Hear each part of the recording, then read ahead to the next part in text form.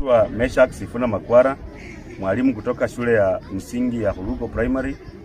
Sisi hapa ni walimu tumehusunika kwa sababu ya mwenzetu ambaye ametuacha usiku wa kuamkia leo.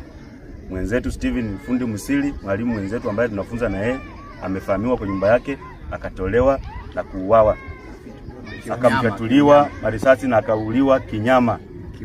Mpaka saa hii hatujapata ripoti yote. Mwalimu mwili wake umechukuliwa na hatujapewa hakikisho kwamba usalama wetu utalindwa maeneo haya. Sasa sisi tunaomba tume ya kuajiri walimu TSC itushughulikie, itoe mahali hapa, alafu tupeleke mahali ambapo ni salama, kwa sababu tuko tayari kuendelea kufanya kazi na tume ya TSC. Lakini hapa Hulugo sisi kama walimu ambao tunafunza maeneo haya tumesema hatuwezi rudi tena kufanya maeneo haya. Tunataka kushughulikiwa leo, na kama si leo sisi wenyewe tunachukua kwamba tutachukua hatua ambayo tunajua itatusaidia na inatufaa. Sisi wenyewe tumeamua kwamba tutapigania haki zetu, na tume ya kuajiri walimu TSC shughulikie matakwa yetu, itoe hapa mara moja, kwa sababu usalama wetu ni muhimu sana. Hatujui leo tumesimama hivi tutalala wapi, kwa sababu mwalimu alitolewa kwa nyumba yake na kupigwa marisasi kinyama. Chifu wa eneo hili pia amepigwa risasi, ameuawa usiku wa kuamkia leo. Sasa sisi tunaomba security officers na tume ya kuajiri walimu TSC ishughulikie matakwa yetu na itupeleke mahali salama, itoe huku leo. Kama si hivyo, sisi wenyewe tutatoka leo na tutaenda katika ofisi ya TSC huko Garissa na tutasimama pale mpaka watushughulikie matakwa yetu.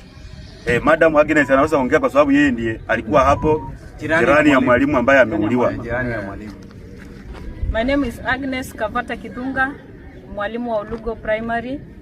Mimi leo sina furaha kabisa, nasikia I'm traumatized because my colleague whom we were staying in the same plot with, the next room was attacked.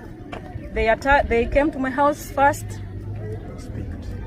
and they realized that mwalimu was not there. I think ni kama walikuwa wanamtarget yeye, because they came to my room, asked me a few questions and then proceeded to his room.